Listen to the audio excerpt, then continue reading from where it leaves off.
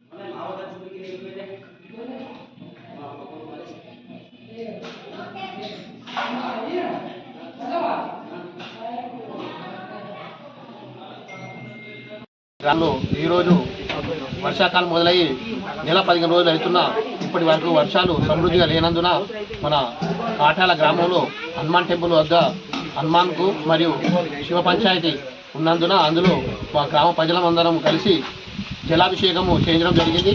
అలాగే ఆషాఢ మాసం సందర్భంగా శనివారం రోజు ఈరోజు జలాభిషేకం చేయడము, రేపు ఆదివారం రోజు వనభోజనాలకు వెళ్ళడం కూడా నిర్ణయించుకున్నాం. కాబట్టి అందరికీ ఈ పూజ చేయడం వల్ల అందరికీ ఫలితం కలగాలని, సమృద్ధిగా వర్షాలు కురవాలని కోరుకుంటూ ఈ ఆంజనేయ స్వామికి అభిషేకం చేయడం జరిగింది.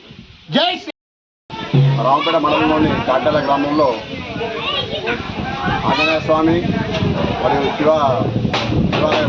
శివపంచేతన విగ్రహాలు ఉన్నందున శివునికి ఆంజనేయ స్వామికి అభిషేకాలు చేయడం జరిగింది.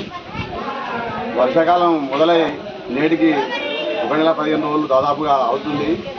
అయినా కానీ పెద్ద వర్షాలు పడక, భారీ వర్షాలు లేక రైతులు ఇబ్బందులతో పురాసపడ్డలు కానీ కావచ్చు, వరినాలు కూడా ఏటకొచ్చేవి వేయకుండా వేసుడు అవుతుంది. అందుకని ఈ కార్తీలోనన్నా భారీ వర్షాలు పడి రైతులు సమృద్ధిగా చెరువు కుంటలు నిండుగా నిండి పంటలు వేయాలని కోరుకుంటూ పూజలు చేయడం జరిగింది. పశుపక్షాదులు, ప్రజలు, రైతులు అన్ని వర్గాల వారికి కూడా మంచి వర్షాలు పడితే ఈ సంవత్సరము సంతోషంగా ఉంటారని కోరుకుంటూ పూజలు చేయడం. దీనికి సందర్భంగా గ్రామస్తులందరూ